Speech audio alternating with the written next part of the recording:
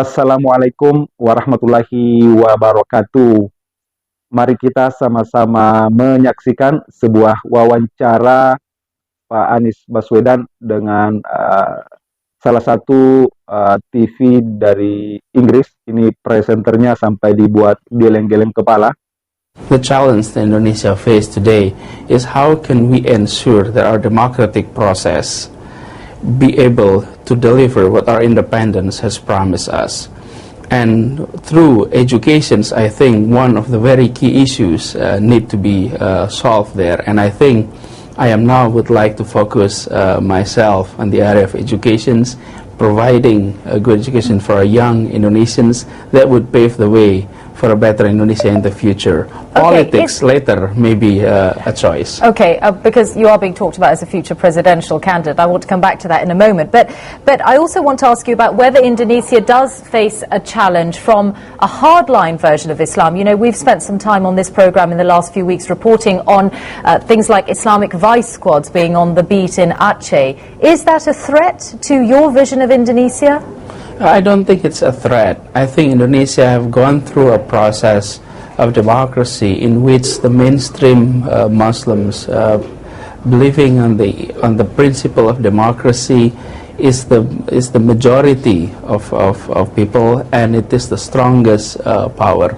However, the presence of free media allowed all ideas to emerge, including Islamist idea. However, if you look at the history of our politics in the past 60 years, at the beginning there was a period in which identity matters a lot in politics. But today at national politics, identity less matters than it used to be.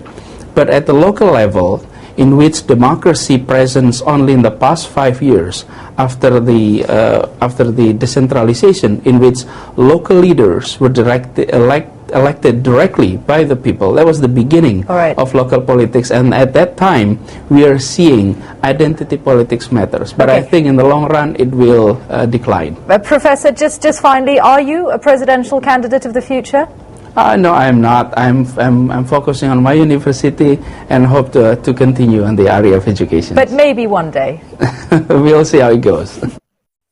Beberapa dekade terakhir kita memang kampanye besar-besaran yang dimotori oleh Eropa maupun Barat, khususnya Amerika Serikat terkait dengan Islamofobia, karena dalam pandangan mereka Islam adalah agama yang menghambat kemajuan sebuah bangsa.